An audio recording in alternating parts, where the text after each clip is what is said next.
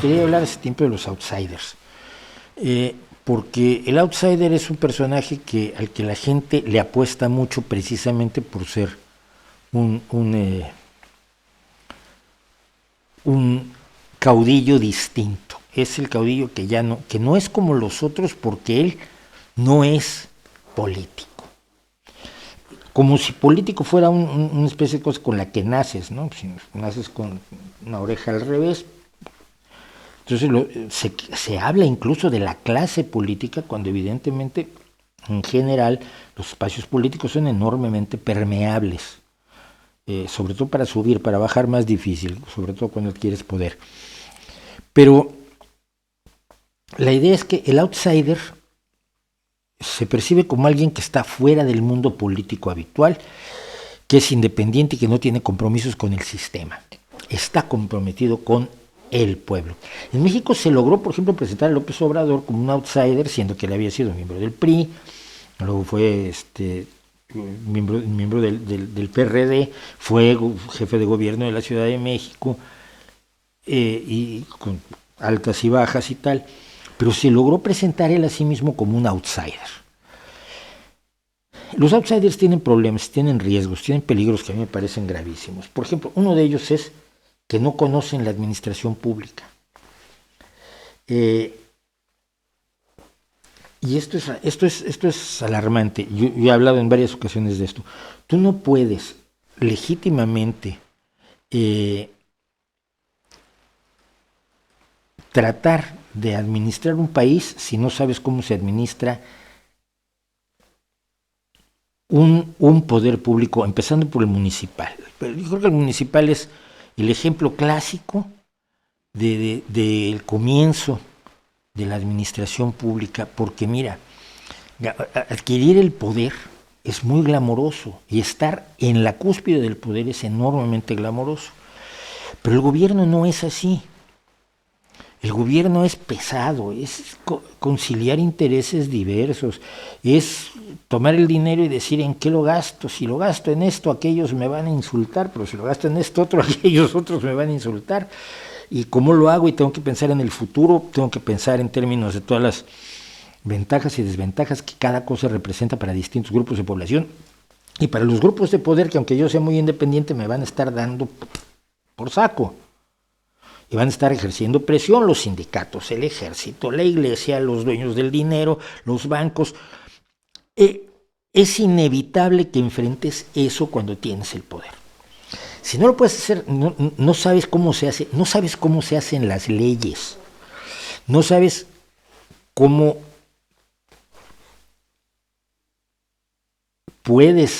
hasta dónde puedes llegar con el poder. Te vas a llevar unos golpes horrorosos, te vas a llevar unos golpes tremendos. Claro que es muy fácil para el outsider ser populista. Vamos a derogar, un ejemplo en España, vamos a derogar la reforma laboral del PP. Vale. Más que para derogarla necesitas los votos del PP, porque no tienen suficientes votos para hacer la derogación. Pero además para derogarla tienes antes que hacer otra, porque no puedes dejar un vacío, no puedes derogar una ley y que quede un vacío legal. Un vacío legal del que se aprovecharían todos los que viven fuera de la legalidad, especialmente en el caso de lo laboral. Entonces, para sustituir una reforma laboral que fue lesiva para los intereses de los trabajadores, necesitas hacer otra ley y luego convencer a los otros que voten por esa ley.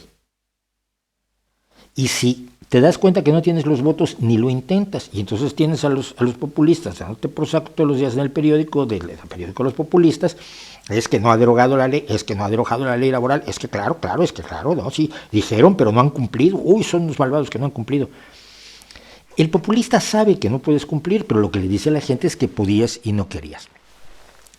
Entonces el populismo es muy fácil para el outsider, porque estando dentro del poder, el problema es que el ejercicio de la política es el arte de lo posible, hacer lo que se puede hacer, no lo que uno quiere hacer. Es muy frustrante. Yo conozco gente que está en el poder y que se frustra enormemente porque de todo lo que quería hacer, de su lista de carta a los Reyes Magos, de todo lo que iba a hacer con un país, pues hizo 4 o 5 cosas porque no pudo hacer más.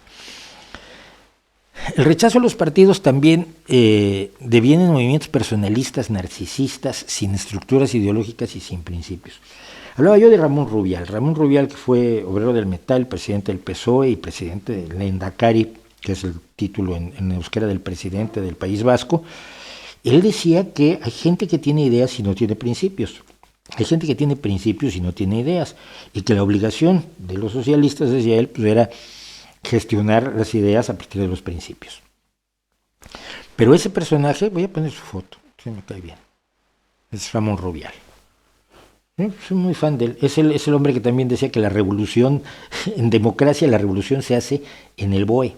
El BOE es el Boletín Oficial del Estado Español, es el diario de sesiones y el boletín oficial que todos los países que tienen un sistema democrático y un sistema legislativo tienen. Es decir, donde se publican las leyes, donde se publican los debates para las leyes y donde se publican las votaciones y donde finalmente se dice esto ahora es ley. Y allí es donde se hace la revolución, no en el campo de batalla. Esto es lo que decía Ramón Rubial. Pero los outsiders aparecen en un contexto en el que los partidos políticos en general son incapaces de representar a sectores sociales emergentes. Evidentemente las reformas neoliberales, por ejemplo, cambiaron de manera notable la situación social. Hubo una fuerza de trabajo más informal, el teletrabajo que te impide hacer piña con tus compañeros para hacer un sindicato, por ejemplo, la mala imagen de los sindicatos que hacen que la gente no se sindicalice, en vez de decir, bueno, mejor vamos a hacer un sindicato mejor, no hagan sindicatos, pues quedas en la indefensión ante el patrón, por bueno que sea el patrón. Las migraciones internas, los movimientos que ahora se dan mucho más que en el pasado, todo esto hace que los partidos no se hayan podido muchas veces adaptar a lo que pasó y entonces aparece un outsider. No, es que todo esto está mal, pero yo que no pertenezco al sistema, yo te lo voy a arreglar. Por ejemplo, pueden ser militares como Hugo Chávez en Venezuela o Lucio Gutiérrez en Ecuador, pueden ser civiles. Jimmy Carter, por ejemplo, en el 76 se presentó como un outsider. Incluso Ronald Reagan, que había sido gobernador de California, se presentó como un outsider del sistema económico, del sistema político estadounidense. Rafael Correa se presentó en Ecuador como un outsider. En Perú lo hicieron Fujimori, Toledo, que acabaron en la cárcel con escándalos horrorosos, porque eran gente que además no sabía gestionar lo que pasa cuando llegan y además de presionarte te ofrecen riquezas, dinero, oportunidades de negocios. Y no que te ofrezcan dinero directamente, es que te ofrecen oportunidades de negocios. Ya eres uno de los nuestros, ven aquí, mira, tú vas a invertir aquí, vas a ganar mucho dinero, pero a mí no me vas a estar tocando las narices. Cuando te dicen eso y no estás acostumbrado a lidiar con poderes fácticos, pues muy probable que o te derrotes o te entregues. Y es lo que le pasó a Fujimori, es lo que le pasó a Toledo. Y creo que tenemos un peligro grave con los outsiders porque mucha gente se presenta como outsider y es el caso de dos. En España directamente, Pablo Iglesias y Santiago Abascal. Se presentan como gente que no está manchada por la suciedad de la política y no saben cómo gobernar. Pablo Iglesias salió huyendo porque lo desbordaba el hecho de la cotidianidad del gobierno cuando se está mucho más cómodo. Tienes un podcast donde le tiras a todo el mundo, atacas a todo el mundo, inventas un futuro maravilloso que aquellos malvados no quieren darle a tu pueblo y cobras sin que te estén tocando las narices todos los días como le estaban tocando las narices cuando era vicepresidente de gobierno. Chico, pues si no aguantas el calor no estés en la cocina. Yo creo que tenemos que tenerle mucho miedo a los outsiders, no a todos, pero el que alguien sea un outsider no es una garantía de que realmente va a conseguir lo que no han conseguido los políticos al uso, los políticos experimentados. Y lo cierro con esto, el outsider parte de la base de que todos los políticos son iguales y todos los políticos son corruptos y todos los políticos son malvados y todos los políticos solo miran por sus intereses y no miran por los intereses del pueblo. Y esto es una injusticia enorme, lo voy a repetir tantas veces como sea necesario. Claro que hay muchísimos políticos que solo ven por sus intereses, muchísimos políticos corruptos, muchísimas personas que están tratando de conseguir el poder para beneficiarse de él, importándoles bastante poco la mayoría de sus conciudadanos, en todo caso ayudar a sus pequeños grupos de poder. los pequeños grupos de amigos, de asociados, de cómplices. Pero no son la mayoría. La mayoría son gente que trabaja, que tiene ideales, que aguanta mucha basura para poder lograr hacer realidad cosas en las que sinceramente creen. Sean presidentes municipales, sean concejales, sean gobernadores o presidentes de comunidades o de regiones o de provincias o departamentos o como esté dividido tu país, sean diputados o senadores. Yo he conocido gente maravillosa que no se ha enriquecido nunca, que su familia es tan pobre como cuando entraron en política y que un caso que voy a mencionar, porque le tengo un cariño, dos casos que voy a mencionar, les tengo un cariño especial, de Vicente Álvarez Areces, que fue alcalde de Gijón, luego fue presidente de Asturias, luego fue senador, y sin embargo venía a las reuniones del partido como un compañero más, y como él sabía que a mí me interesaba el tema de las medicinas alternativas, cuando el asunto salía en el Senado me mandaba correos electrónicos, y yo no soy nadie, pero era yo un compañero más y como compañero me pasaban las cosas. Entonces Antonio Trevín, que ha sido presidente de Asturias, que ha sido senador, que ha sido diputado, que ha sido alcalde de Llanes, que ahora es, después de un tiempo de estar fuera de la política, de dejar su lugar como diputado, ahora es secretario general de Llanes, y es el tipo más sencillo del mundo, y cuando hay una reunión del partido, pues no es más que nadie. Le haces caso porque tiene experiencia política, pero no porque tenga un ascendiente de saumerio, autoridad y elogio porque fue poderoso, ¿no? Yo creo que la gran mayoría de los políticos son así. Obviamente no salen en los periódicos. Los que salen en los periódicos pues son precisamente los otros. Y esos son los que nos representan un problema muchísimo más grave. A ver, vamos a darle 5 o 6 minutos a esto.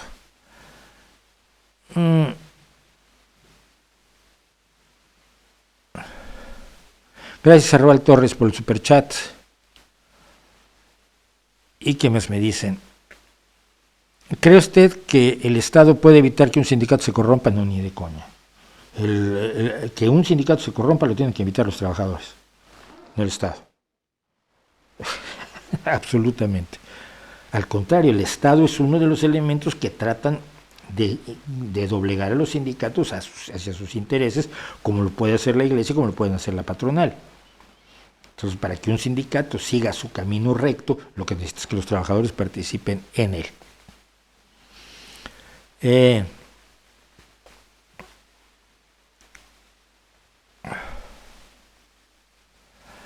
Me salto muchas cosas. ¿Cree que la mayor parte del feminismo está infectado por el posmodernismo? No. Creo que una pequeña parte del feminismo está infectada por el posmodernismo, porque son los que salen en los periódicos. Yo te puedo hablar, por ejemplo, del Consejo de la Mujer en Asturias y de cómo el sector posmoderno y queer es minoritario, pero es el que sale en los periódicos, porque las otras son aburridas, trabajan, hacen las casas de acogida para las mujeres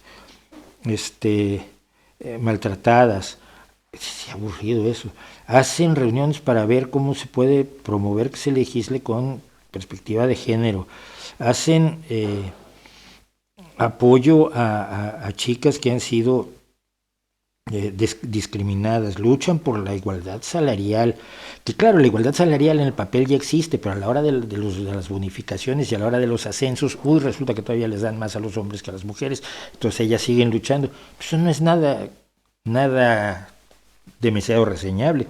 Las que salen en los periódicos son las otras, pero no creo sinceramente que el posmodernismo ya lo haya infectado todo.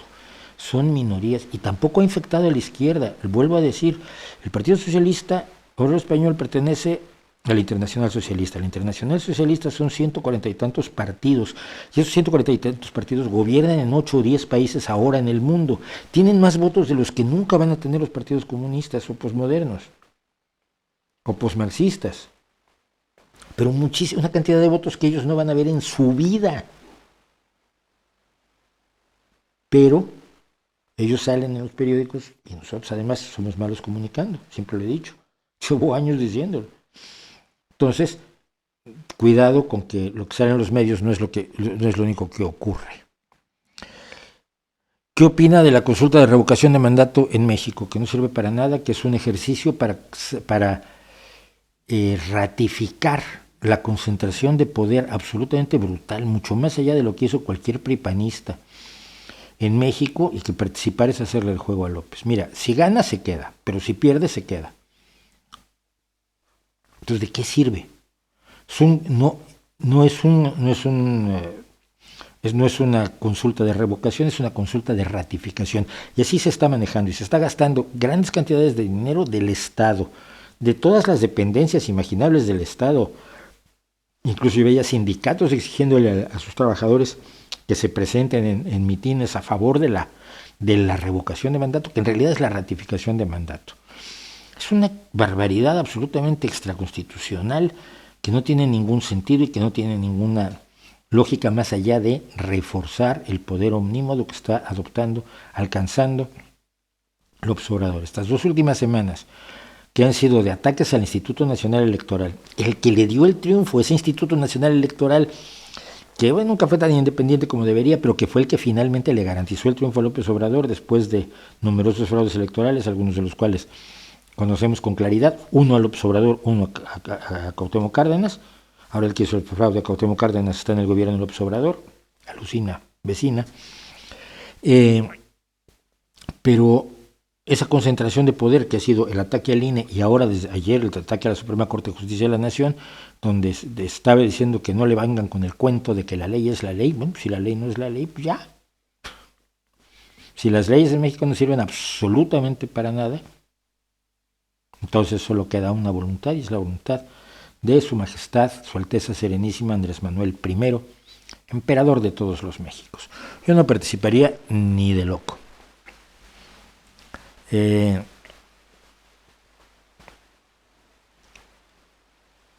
No, conozco a quien me dicen.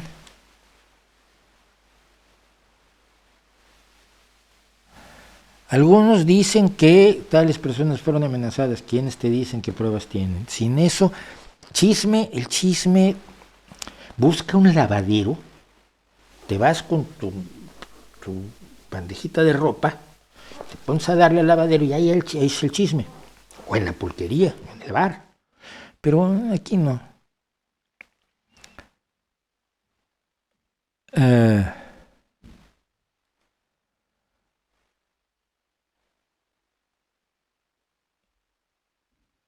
Rock alternativo es derivados del punk combinado con otros estilos de rock sónico. No sé qué es el rock sónico, quedamos donde estábamos, pero creo que más atrás.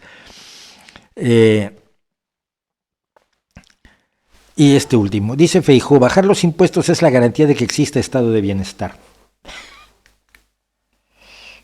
O sea, si me das tu dinero vas a poder comprar más cosas,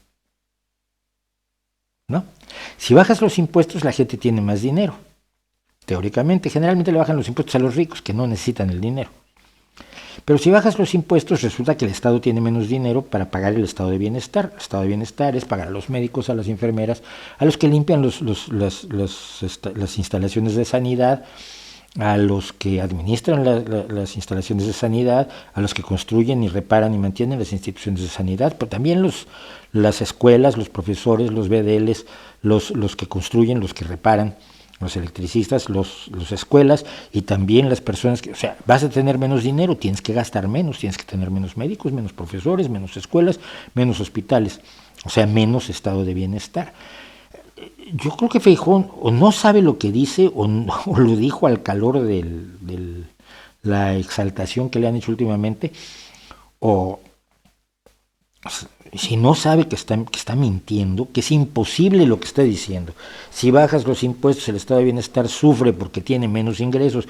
Lo que se necesita es aumentar las fuentes de financiamiento del Estado, que generalmente se podría lograr sin aumentar impuestos a los más pobres por medio de los impuestos a las transacciones financieras, o los impuestos a las empresas, quitando una serie de beneficios fiscales excesivos.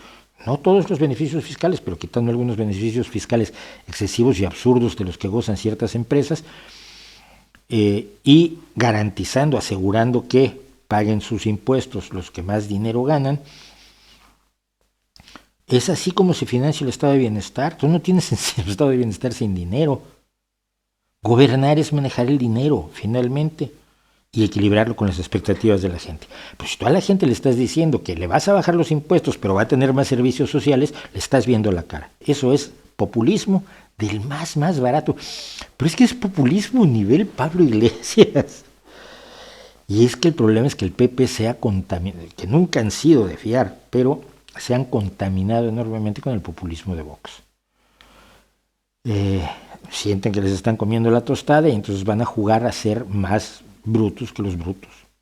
Es un poco lo que le pasó al Partido Republicano en Estados Unidos, que ahora es un partido trumpista, pro-Putin, absolutamente delirante, que no tiene nada que ver con los principios que en un momento dado tuvo el Partido Republicano. Entonces, por favor, lo de Feijóo, yo lo vi cuando lo dijo y dices, no es posible.